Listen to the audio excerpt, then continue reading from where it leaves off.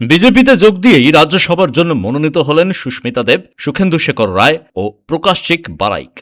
গতকাল বিজেপিতে যোগ দেন তারা। সুস্মিতাকে দিয়ে অসমের বরাক উপত্যকার বাঙালিদের মন জয় করার চেষ্টা করছে বিজেপি। কংগ্রেসের প্রাক্তন সাংসদ ও মন্ত্রী সন্তোষ মোহন দেবের কন্যা সুস্মিতা শিলচর থেকে উঠে আসা ব্যক্তিত্ব। একটা সময় রাহুল গান্ধীর খুব কাছের মানুষ ছিলেন। দক্ষতার সঙ্গে নিজের দায়িত্ব পালন করেছেন। তৃণমূলের হয়ে ত্রিপুরা ও অসমে দায়িত্ব পালন করেছেন। এখন তিনি বিজেপিতে। অসমে হিমন্ত বিশ্ব শর্মার নেতৃত্বে বিজেপির নিরঙ্কুশ সংখ্যাগরিষ্ঠতা নিয়ে ক্ষমতায় এলেও বরাক উপত্যকার বাঙালিদের মধ্যে ভারতীয় জনতা পার্টি নিয়ে একটা উদাসীনতা দেখা যাচ্ছিল বেশ কিছুদিন ধরে।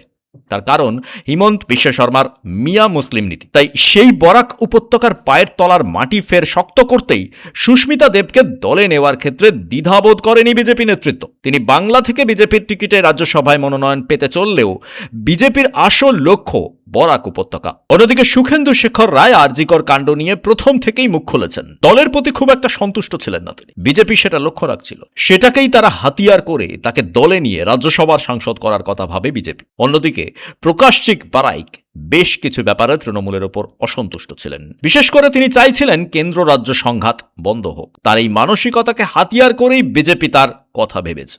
ব্যুরো রিপোর্ট, পূবের কলম ডিজিটাল।